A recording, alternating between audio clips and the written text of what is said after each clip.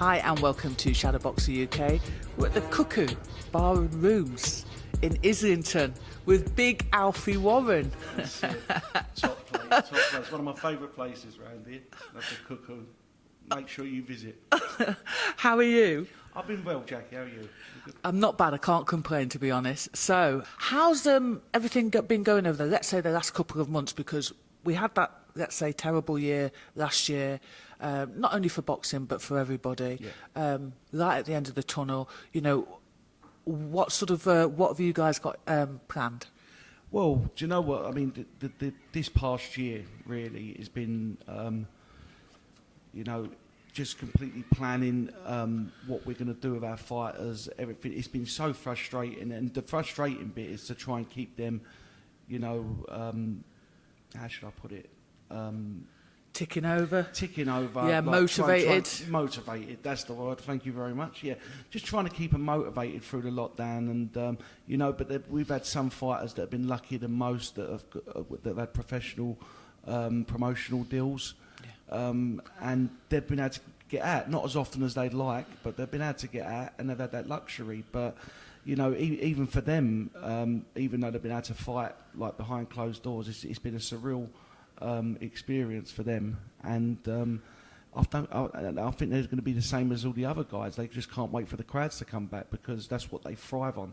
And we've got a massive stable now. We've joined up with Mo Pryor as well under one banner. Yeah. And I mean, you know how big his stable is now, and we've got one of the biggest stables in the country now. So now it's time for us to pull our socks up. We've got to go out there. We've got to deliver for all these guys and make sure they all keep active. And with the small hall scene coming back, I hope so that we can get these guys out more regularly and build them up so they can get onto the bigger platforms. Talking about joining up with Mo Pryor, I know Mo from the small hall scene. Was your decision to join with him partly because of the pandemic, or were you doing work with him before anyway? No, we was doing work before. The first bit of work we did, me and Mo, I mean, I've always had my fighters fight on his show, you know. Anyone who will ask you about Mo, he's one of the nicest people in such a horrible business. You know, it's very, very rare that you find someone like Mo, but you know, he's one of a kind, I think. Anyway, so but we've worked really well together, and like when I put my fighters on these shows and all that, and we built up a great friendship, like with my brothers, my father, and all that. So, you know, we get on very, very well. He comes from like sort of the same circles as what we come from as well. So, you know, we've got a lot in common, and we struck up a I wouldn't say a bond or something like that, but like a mutual, like, I don't know how to word that, but I know what I mean anyway. Yeah. So we struck up a good friendship. Yeah. And out of that came business. And yes, that's what it was. And yeah, I think maybe if the pandemic wouldn't have struck, maybe the partnership wouldn't have come on, but we would certainly have carried on working with each other. And I think maybe the major point of Mo joining up with us as well was his partner Greg Steen passing as well, which was very, very, very a horrible time for obviously Greg's family and for Mo. So I think he was looking for some guys that he could join up with and maybe fill that void with Greg and all that, and it was just no-brainer to join up with him as well. So I think with our contacts together and our networking, I think that we're going to become a big force. A force to be reckoned with. I hope so. I really, really hope so. But we are planning some big shows. We're going to be working with Fightzone, the new app, with Dennis Hobson, Steve Crump and all those guys. So we'll be putting our shows on their platform as well. So that's very exciting. So we're going to make sure that everybody's kept active and making sure that we're going to put on the good quality fights so that the people of the app get their money's worth. And we're working with loads of small hall promoters up and down the country making these fights. So it's a good concept, this Fight Zone. We're very excited to be involved with it, and obviously being involved with all the major promotional outfits in the country, including my uncle, Queensbury Promotions, and so on, all the other guys. So it's exciting times for our fighters anyway, and I think that we're going to create some big opportunities for them. Warren Boxing Mgmt seems to be, you know, you've only been going, what, 2 years? Is that the case? Yeah, 2 years, and it seems to have blown up quite a lot within that small space of time. I've always worked behind the scenes before getting the manager's license as well. I remember when I wanted to get involved, I was involved with white collar fights at first, doing the charity events and all that with a friend of mine, and I've never, I've been in the business for a short while, but obviously my family's been in the business for many years, and I never ever took interest in going into it. I used to love going to the shows. I was just. You must have been to some good shows, though. Listen, I've been to some great shows, but I was just like your normal punter, going there and all that, having a good time and just enjoying the fights. And I never ever once crossed my mind to go into the business. And then when we started doing these charity white collar events, and it was all local around here, Islington and Camden, we was doing them, and we was getting such a good response, and the shows we were putting on, we were putting on entertainment, everything like that, and you was thinking, wow, this is brilliant. You get a buzz off it. I mean, I don't know, you really do. And I decided, and we put on some good events. We made loads of money for charity as well. I remember we put on Danny Williams and Dominic Negus. I mean, that was, and that, I think that's probably what actually drew me to the business, because I didn't realise how much attention it was getting. Yeah. And really, to be honest with you, it was just a little step up from an exhibition fight and all that. And I think it was because Danny obviously had his licence taken off him. It was a bit controversial, him going in, and I think Dominic at the time had his licence taken off him as well.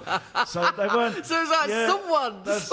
I've got to earn a living somehow. But the thing about it is, though, I never really knew the ins and outs of that. Yeah. What was going on, and it's only when we was getting the attention and all that, then you realise what you was doing. But yeah. But they also, if you're not involved in the business, in the actual, don't get this, take this the wrong way, but in the real side of professional boxing, no, that's right. You're not going to know the ins and outs, are you? And at the time, no, I didn't. Like, obviously, like speak to my old man and all that. You know a fair bit, but like especially with the border control and the licensing side of it, and you know why his license was taken off him and what the reasons were for that. You're not clued up on it, because you're not in that environment, which I wasn't at the time. So I didn't see any wrong in doing it, but they done it well. They both come out healthy, and they made a lot of money for charity. But it was after that show that I thought, you know what, because of the attention we was getting, I thought I'd like to dip my toe into the professional boxing thing. So I rang Frank up, and obviously the best man to ask for advice was my uncle. So I told him, we met up. I said, I want to get into the professional game. He said, don't do it.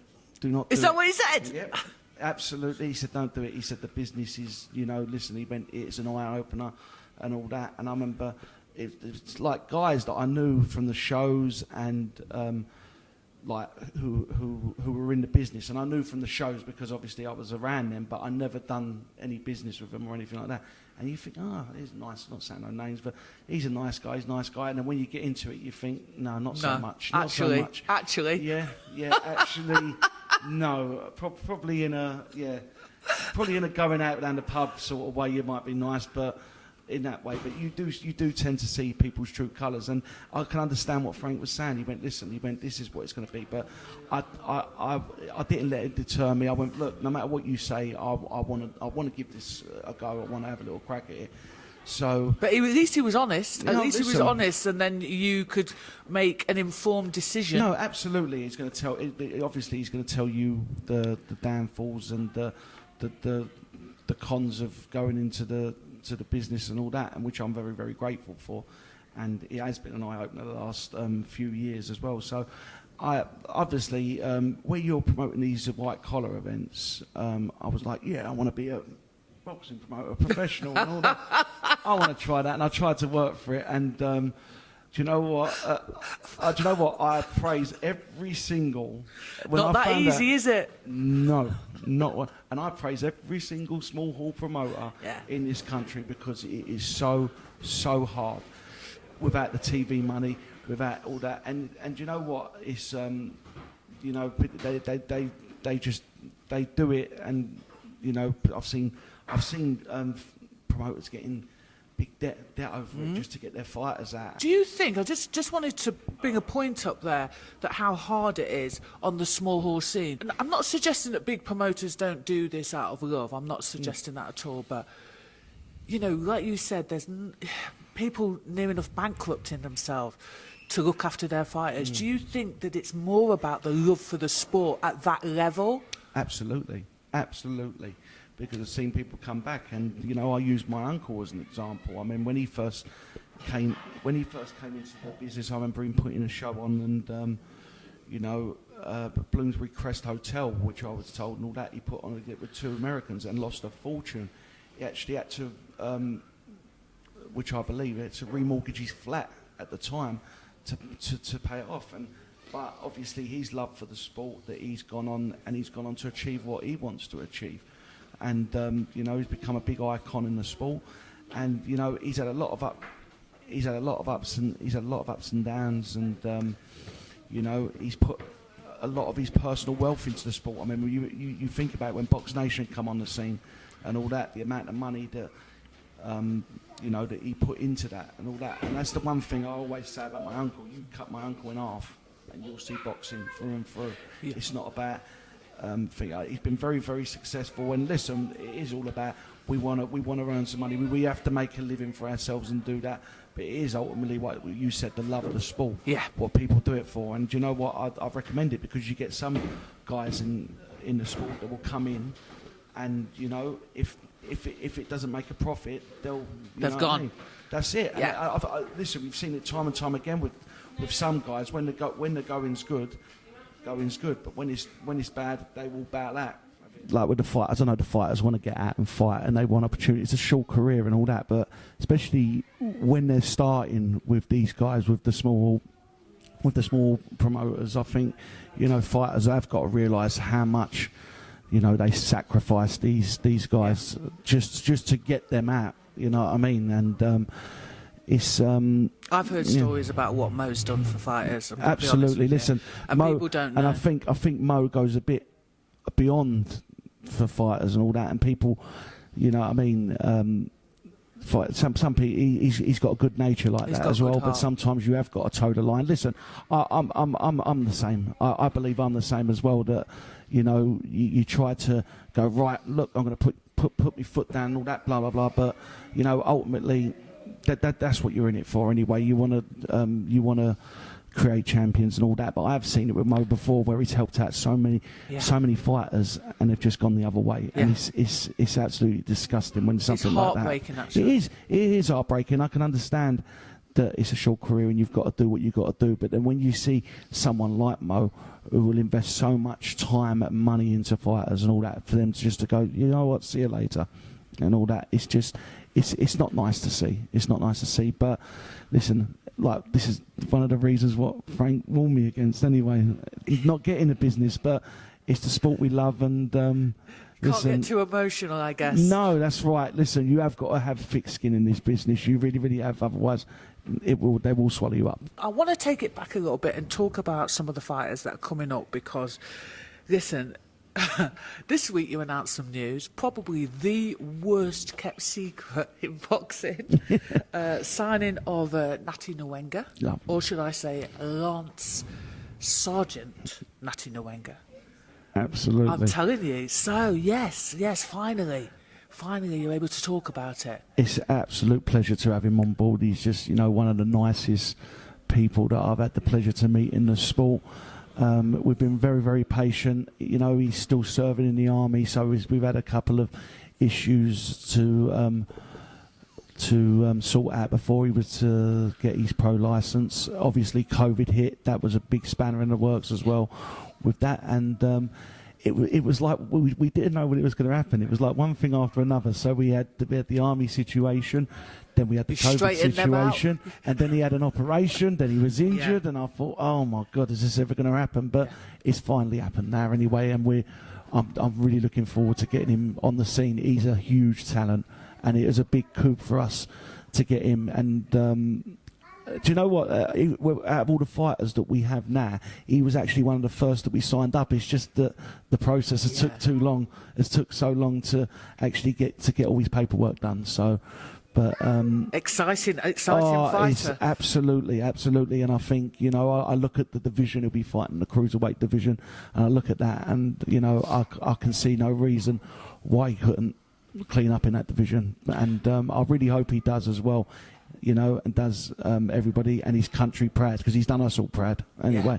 You know what I mean? One of the great things about him, I mean, you know, he every single time, I know him obviously from the amateurs, and every single time that he kind of got to a certain level, he'd go back and go, right, next year I'm going to go further, and next year I'm going to go further. You know, and in the end, he ends up being, you know, elite champion, Tri-Nations champion. Goodness knows how many times that champion for boxing, for the army. But yeah, an exciting prospect. I think a PR dream, really, for you guys. And just a nice guy, you know. That's the thing. And do you know what? I can't wait for the public to actually see his personality come through, because he really, really, really is. You know, he's charming. He's a funny character as well. And, you know, I think he is a PR's dream, you know. Good-looking fella, funny, charming, everything. Bodied. So he's got the lot, and he can fight. That's the main thing, anyway. You can have it all, but if you can't fight in this game, then you're in trouble. Well, you can only go so far. Let's just leave it like that. Yeah, that's right. So let's talk about one of your other prodigies, Masood Abdullah. Yes. Oh. The pest. Well, you said that, not me. He won't mind me calling that. No, brilliant. So good thing about Masood, obviously I know Masood from Islington Boxing Club, where I used to coach. He moved through the amateurs at breakneck speed, which, you know, I know that he kind of had some fight experience before, but, you know, he won the developments, then the elites, Tri-Nations, in a 2 to 3 year period. Nice guy, out of the ring, spiteful in the ring. Very spiteful. He's, you know, he's the kind of fighter that, you know, I think the British boxing have been craving, really, and I really mean that. And you know, his debut, it was such a shame that it wasn't on live on the TV, but you know, when it come on social media platforms, everyone was going crazy about it. And I think it actually helped that he wasn't on, you know. Well, I'll tell you something, it does help him, and I've always said that as well. Like I just said I prefer it if they don't start on the TV, my fighters anyway, because then, you know, and that's probably the small hall mentality in me as well, I think, because I think it's an advantage that they you know, progress without the pressure being added onto them and all that.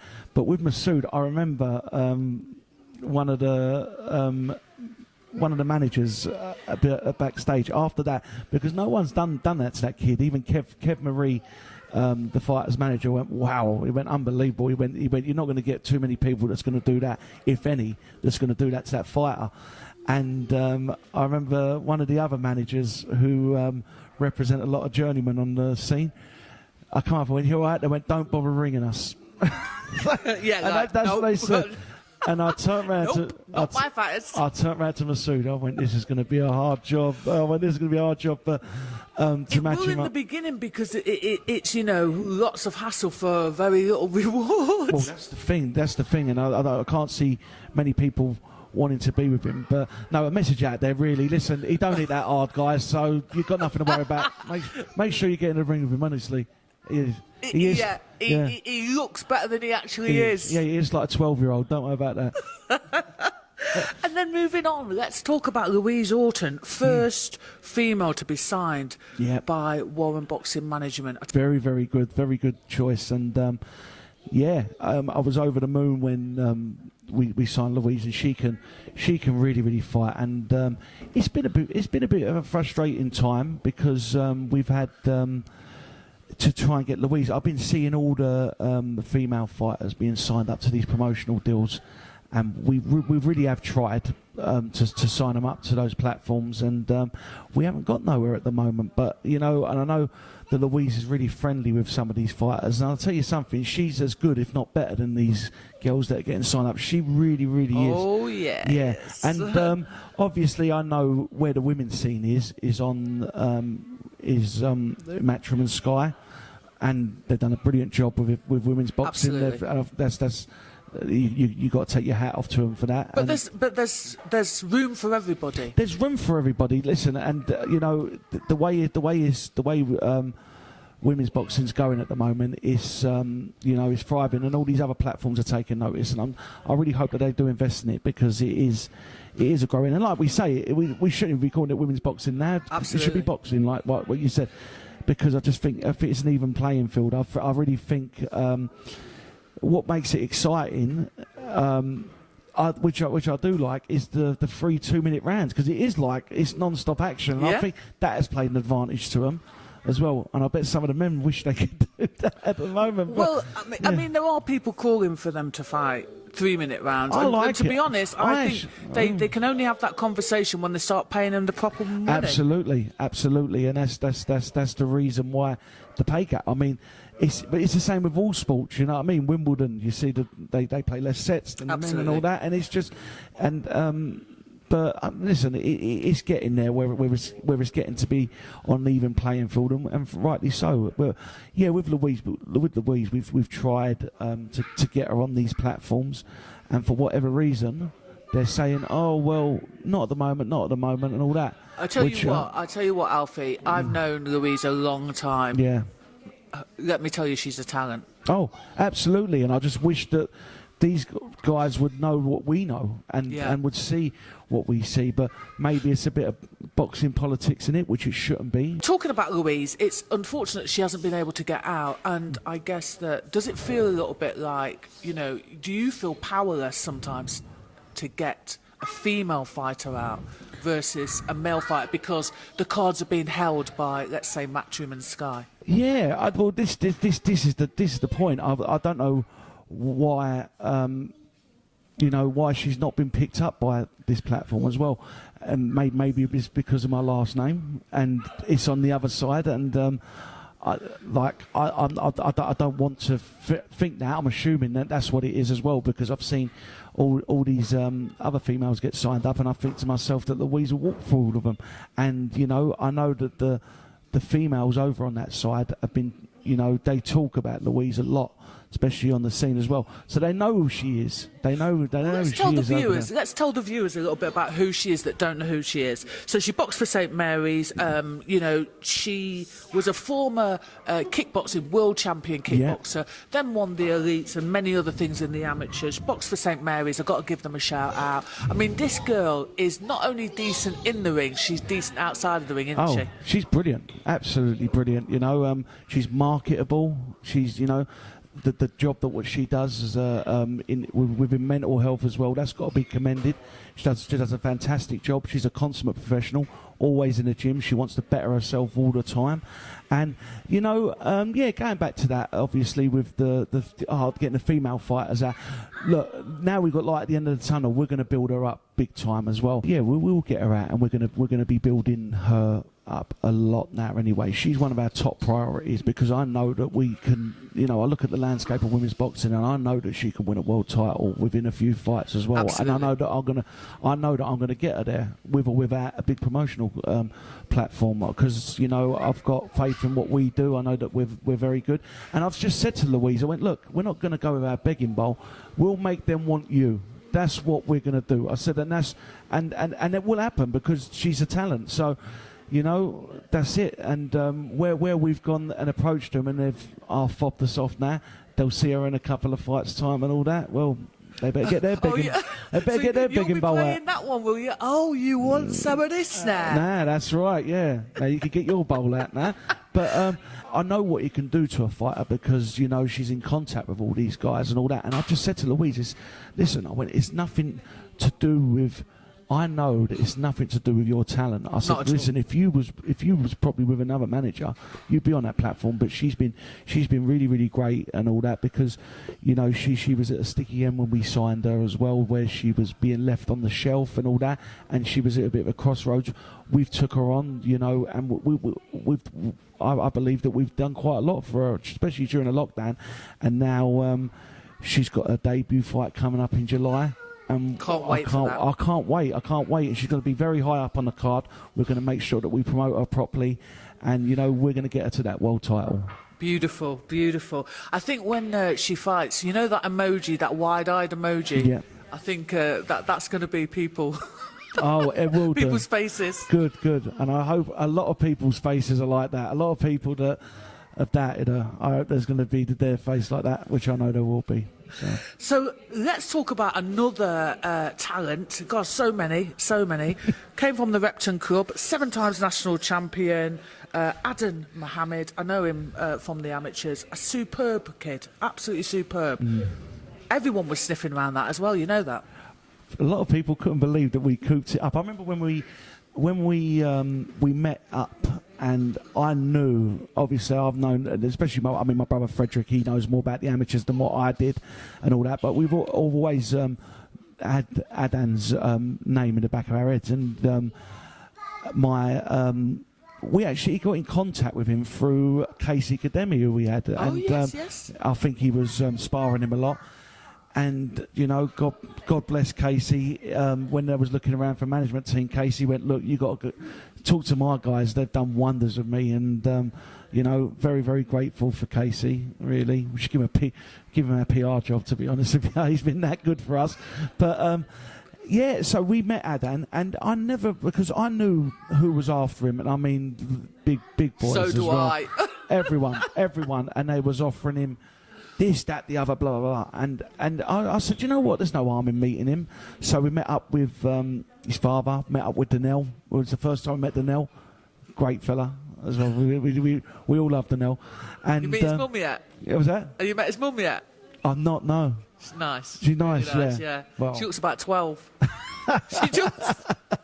Oh, goodness me. Well, I look forward to meeting her anyway. But, yeah, no, so we had a meeting, and me and my brothers went along, and it was it was more like we sat down and we spoke about what we did, but then it was like when it was just like a casual talk. We were just, do you know what I mean? It was like a little talking, like how you talk to your friends in the pub, yeah, and all that. And I didn't think much of it, and I thought, you know, I'll come out. I thought, oh, these are nice guys and all that, but obviously the competition that we knew we had, they were thirsty. And I upset a lot of people anyway, but we got that signature. Business is business, my friend. Yeah, that's it. But and all of a sudden he called my brother Adan, and he said, I want to go with you guys. And I went, wow. I knew that we can't recoup anyway. Rung Frank straight away. I said, right, we've got this kid. Get your checkbook out, son. That's it. There we go. Up here, bosh. All done. All done very, very quickly. Nice. Same as Masood is when we signed him up as well. It's just a no-brainer getting these guys. But we've had Adan's out again soon, isn't he? Yes, Adan's out on June the 5th on the Daniel Dubois show. Just been confirmed yesterday. So he's going to be kept very, very busy now. And, you know, we put him up against a very stiff opposition, his first fight, Brett Fido, which a lot of people are going, why? I went, listen. Listen, trust me. That's it. I went, trust me. I went, listen. And you know what? Punch perfect. Even Brett said after that, he went, I'll tell you what, he went, it's going to be hard to beat him as well. But we've got to realise as well that, you know, he's 18 and we're going to take our time with him as well. But he's a huge talent. And I know that, you know, that he wants to draw comparisons with his good friend Dennis McCann. I went, listen, don't worry about what other people are doing. I always say that to every fighter as well. Everyone has their own journey, don't they? Everyone has their own journey, and it's frustrating. You know, it's not just that. And I see other fighters go, well, he's doing this, he's doing that. I'm going, just concentrate on yourself. Do you know what I mean? Do you think, Alfie, though, that certain people are in a rush? You know, like there's been some criticism about, or concern, should I say, about people turning over at a young age for various reasons. You know, some people argue they haven't got their man strength.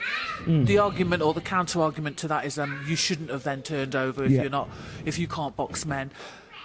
But do you think that they're less likely now, some of these youngsters, to just take it steady, step by step down the road, or do they want that glory straight away? I think they're very, very hungry for it, and but that's our job as managers. We've got to rein them in. You've got to rein them in, and all that. They don't always like it when we say to them and all that. No, I want to do this, I want to do that, and all that. And it is something, especially at that young age. It is literally like babysitting as well. And you know, it's sometimes it's a hard job, but we've got to rein it in. But it's the same with like the stable that we've got. And I always use that example because, you know, we had fighters approach us, the management company, and it's been cheeky. They go, yeah, can we have a management thing? Not knowing too much about what we do, but they see the name Warren in there, and that's the point. And they've gone, oh yeah, we can sign up. Can you get me a contract with Frank? Oh, whoa. Management and promotions are two separate things. Absolutely, but listen, we're a very tight knit family, and you know we've got the ties there. And we know that we can deliver that to them. But I always say, listen, we've got a handful of fighters that have got promotional deals and more fighters in the small hall scene. But as our reputation, I don't want to, what do you call it? Like damage our reputation as managers, where I'm going to, you know, call in family favours or something. Yeah. Can you sign this kid? No. We'll progress you the right way because I know I believe I know that we've got a good eye for talent. I think I've got a good eye for when someone's ready to go, and I think I've built that up with years of experience as well. Especially before I got my manager's license, I was working behind the scenes and all that, learning my trade before I got to doing what I was doing. And you know, I've got my father behind me, and you know, he's been in the fight game for just as long as what my uncle has as well, working with him. And you know, I know that my dad's a good judge of character, and he'll know a fighter inside out. He'll know their body language, everything. He'll know when they're ready to go out. And it has been difficult because, you know, when we got like Masood and all that signed up, you get the small fighters go, well, why are they doing it and all that? I go, look, we know what we're doing. But what's interesting though, do you not think then again it's like everyone wants to rush that journey? That's absolutely true. But the thing is, we all want the same. We want our end goals the same for every single one of them. We want them to get on the big platforms and win world titles. But they have to earn it, and earn surely. Money. Absolutely, and they've got to progress in the right way. And I keep saying to these guys, I go, listen, do you think that I want your whole career to be on the small scene? It doesn't work like that. It doesn't benefit you. It doesn't benefit us. We want to make champions out of you. We want you to get to the same level and all that. But we've got to do it right. You've got to learn your trade and all that. And once you get to that stage, then we know that you're ready. Examples who we've had signed up, Casey Kademi. You know, he had 3 fights with us before he come over and signed with us. And, you know... And you got him to a European title. Exactly. And then he had his fight on the BT, which was a brilliant fight against this Jad Ahmed and all that. Razor thin. You couldn't complain either way. If Casey would have won it, you couldn't have complained and all that. And, you know, we're looking forward to getting him in a rematch. But he didn't... in that performance, he stock didn't lower at all because it was such a good fight, and a lot of people, especially online, were calling for like Casey to win that. So he's not been damaged whatsoever, and he's going to come again. Another example we've had is James Hennigan from Liverpool. When we signed him, he was... He's 4-0, isn't he? John, is it Gillis? John Gillis, yeah. Yeah, boys. One of the best upcoming coaches. I mean, in combat sports as well, MMA, boxing, he's got great setup up in that Four Corners gym. But 5-0 now, James, because he fought the other day, and but he was the same. When we see him, and I signed him up, and like John went, you got to look at this kid, and you know he would have been good enough, you know, to take up to a promoter and go, do you know what, sign this kid because I know that he's going to be good. But we sat down and we all come to an agreement, like what we said. Listen, let's learn it. Let's get the feel for the ring. Yeah. Take our time a bit. He got to 4-0, and we delivered what we promised him, and we got him a promotional deal. And he's happy as Larry. He's going to be, and he's going to be making waves. And that's the point. What we're saying, like we will get you to where you want to be, but you've got to have a bit of patience. Yeah. And that's how it works. I mean, listen, we've seen so many so many fighters that have been rushed into it and, you know, have been clobbered and not been ready for that sort of stage as well. And it's a very demanding stage now, especially in this day and age, you know, with the telly broadcasters and even fans now. I mean, but I think promoters and so under pressure with even like with TV sponsors, all that lot, to try and progress them. To try and progress it, and sometimes they do go a bit too quick, and the hype of them is where they got such big hype and all that. It's not good, and that goes back to my point where what I said to you earlier is I do prefer them when even if they are signed with a promoter, that they're not on the TV straight away. I can see sort of both sides of the argument. I can see that I guess it seems a little bit harsh, but I understand that people are going to test them quite early, because otherwise I guess they're wasting their time. Absolutely. You know, it's slightly harsh, but I guess it's business. I think, I mean, look at example as well, and I think you look at Dennis McCann now as well. Even though he's made waves, I still think just take your time with it. Take your time. No matter what people were saying, don't give in to fan pressure. Don't give in to all that. And I think that's the one thing I can say about my uncle more than anything, is that he doesn't give into he doesn't give into that pressure and all that, and he sticks by his guns and thingy. But you know, that would have been in maybe in someone else's hands. Dennis McCann might have been, you know, pushed on to do all these big things, and you know, and I hope the same doesn't happen for like the likes of Campbell Hatton or something like that, and it's because it's very difficult though. I think so they're difficult. more so in a difficult position. Oh, they're in the worst position. I think they're in the worst position because they can't learn their craft properly, and they're not good. They're not going to, because they're on the they've been thrust onto a pay-per-view platform. You know these, and you know what fans are like. They're very fickle, and they've boxing fans have got the least amount of patience than I know any other fan in sports have got. There's no patience in this game and all that. And, you know, I really, really hope that they just tie the reins back with Campbell and all that and let him do that. But like you say, with these guys, maybe they've got a business plan for him. And it's hard to say because they've got probably so much riding on him. I just wanted to go back to, is it Carl Tierney? Carl Turney from Turney. That's it. Heavyweight from Liverpool. Yeah. So sorry to the pronunciation police. 8 years away. I think I saw him at the York Hall. Done his debut. Yeah. Hello. You know what? Just needs tighten up a little bit. A little tiny bit of ring rust, but decent. Absolutely. He can whack. Oh, can he? Yeah, he can. He really, really can, and all that. And I think a lot of people look at him, you know. Maybe he's not the best conditioned heavyweight going, but the one thing I do say about Cole is that he leaves it all in the gym. I know he does. I know how hard he trains and all that. And you know, I think he might have a touch of the old John McDermott about him. You know what I mean? Yes. Which John could out-train anyone in that McDonald gym, but he would still never. I think his body would never allow him to get in condition. But he used to. I remember watching John before in the gym, and he outdone all of them. He outdone all of them, all the low weights. And I think that's probably the same with Cole. I know how hard he trains and all that, and I know that John's got very, very high hopes for him, and we have as well. And we're going to be looking to be putting on a show up in Liverpool. Just at the end, hopefully August time or something, and get these guys out. And with up in Liverpool, there's so much talent up there, and it's there always has been, but I think there's now a re-emergence where you're going to get young talent. Where you've got James, you've got Andrew Kane, Nick Ball. I mean, all these guys, they're really, really hot prospects.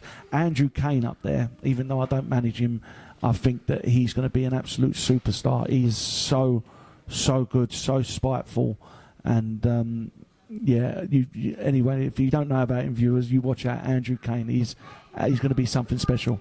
I get excited, you know, about all these young prospects, because it's always so easy, isn't it, to just look towards the people at the top. Do you know what I'm saying? And I think sometimes the fight fans are missing out on, you know, I'm not going to say less. It's not lesser talent, but people view it sometimes as wrongly, I should say, as lesser talent because they're on the small hall scene. And to be fair, not everybody can be on the telly, can they? No, I think that's what's going to be good about this app, this Fightzone app, because I think it's going to cater to the small hall to the small hall scene, which it will do, and they're going to have good title fights on it. But then you're going to be introduced to some of the up and coming talent. I think if you're a boxing fan, it's good value for money, and I think you're going to see.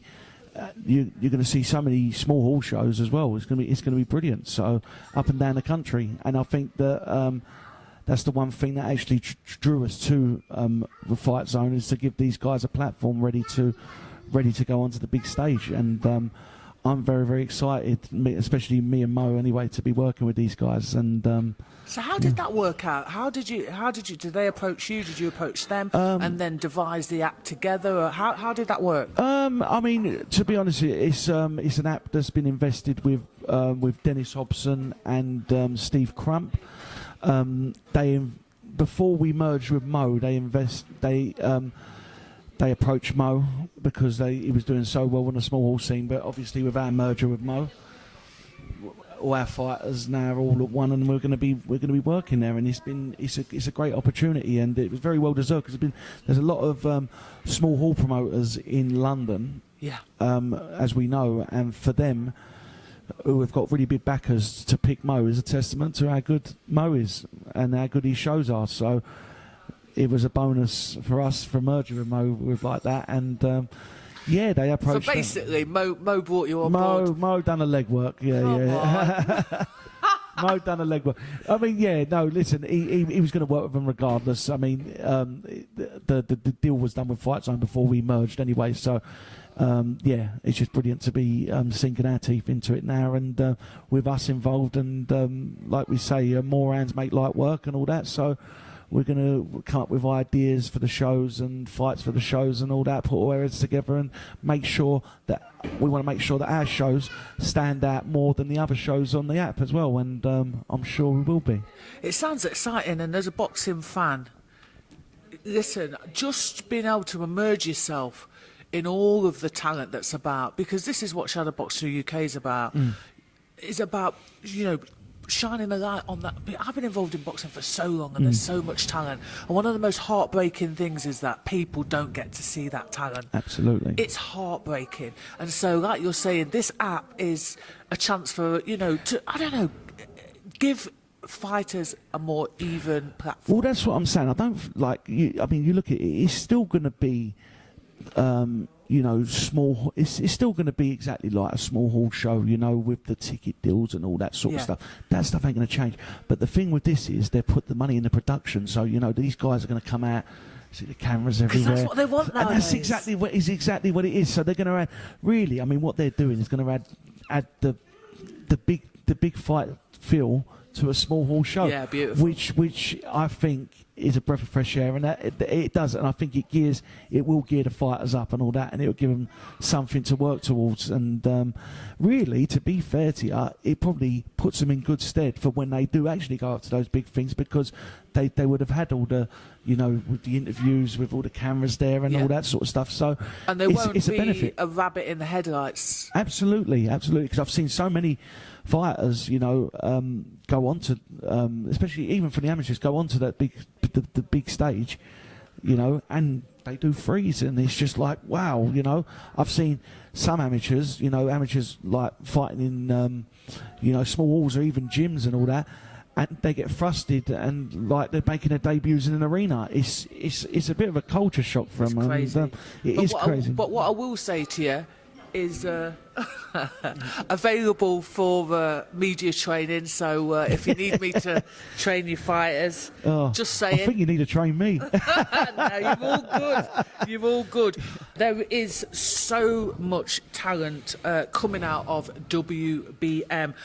There's Ronnie Clark, Ashley Real Deal Eels, Yep. I hope I've said that right, Yep. Anise Taj, Billy Underwood, Jack McGann, Mickey Hedges. The person I most want to speak about is Robert Duran Jr., the son of the 4-weight world title champion, Roberto Duran. How did you nick that kid?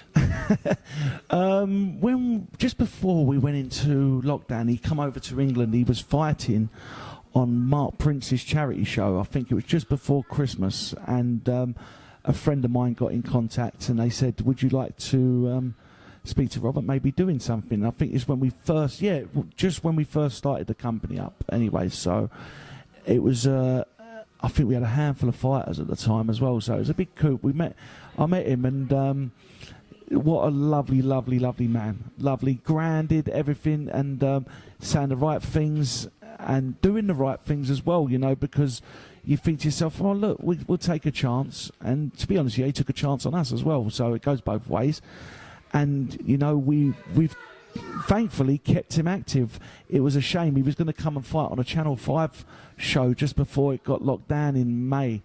And he was all ready to fly over, and it got cancelled. So all through the pandemic, he stayed patient. Towards the back end of last year, he had a contact out in Mexico, and we've been able to keep him active. He's just fought about 3 weeks ago and come up with a win then. You know, I think that he wants to go. He's 31, I think he is now. Yeah, Robert. I think he's 31. 31. 30 or 31. Yeah, 31. So he's a man in a hurry. But, you know, looking at our roster of fighters, we're looking to make some good fights, and you know there's some great fights there for him as well.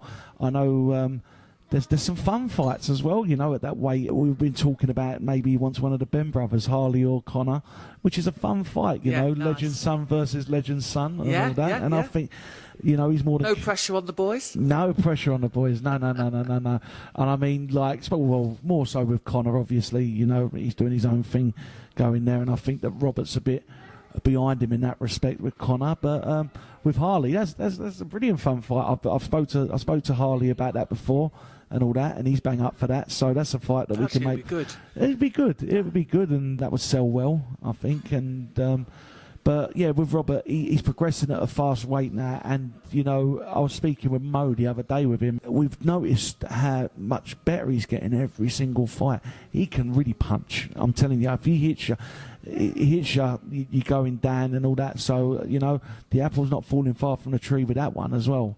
Hands of stone. So he's doing very, very well. He's progressing well, but we've got to start stepping the opponents up now. Yeah. And getting him into some title fight. He just wants to come over here. He loves the UK, and I think that was a big part of him signing with us as well, like being UK based as well, because he wanted to actually come over here a lot. And obviously the world's been shut down, and we've been unable to do that. And I think that by now, if the pandemic didn't hit, I think that he would have cemented a good fan base over here. But it's not too late though, is it? Never too late. And I think hopefully we'll get him over here by the end of the year. He's going to be out again end of June, July. So hopefully we can make him a champion like his old man. Any shows that are coming up, just give the fans a little tidbit to keep us going. Okay. Yes, we have got a show coming up on July the 24th. That's going to be announced officially announced very soon. We're going to have all our talent on there, couple of good title fights on there, which I think people are going to enjoy. You know, we've got all our other talent, including, you know, the likes of Billy Underwood, Louise Alton, all those guys, Ibrahim Merkan as well, who we've just signed up. He's going to be very, very excited about him as well. Got to give Ibrahim a shout out as well. So he's going to be on there, and a host of others. And we've got another shows going to be announced in August as well. So we're going to be really making up for lost time and rolling these shows out as much as we can. Going to be going up to Liverpool, going up to Northampton, going to Wales, doing. We're going to be WBM on tour. We're going to be on tour. But more of a mellow tour than what I've been used to going on tour. But no, we really can't wait, and you know, to getting the fighters out and getting the feel of the crowd as well. That's the most important thing, because that's what these fighters thrive on. And it's been such a long time, you know. We've been going to Frank's shows that have been behind closed doors, and it's just such a surreal atmosphere and all that. And you know, at first you think, oh, okay, yeah, it's something different, but as time's gone on, you're like, oh, yeah, goodness me, when is this going to end? I want to feel and hear that, you know, that energy. It is. And you know what I mean, even when we go to those shows, I can see it's like they try and make these fight weeks as good as possible for them, but you can't beat the fight week where you're interacting with the crowds, where you don't have to stay in a hotel for a week and you've got your own home comforts. That's a big part of a thing for a fighter. And you've seen some of the fighters' performances that have lacked in there, and that's definitely due to all this behind closed doors shows. And that's what now we've got the light at the end of the tunnel, and I'm hoping that now they're going to be buzzing all these fighters where the crowds are coming back. And I really can't wait now. We've put a lot of hard work behind the scenes for the last year or so. We haven't shouted our mouth off about it. We've kept it very, very quiet and all that. Not made announcements about announcements and all that. We've really, really kept quiet. Was that dig then? No. No, but you know, listen. I was very guilty of doing that.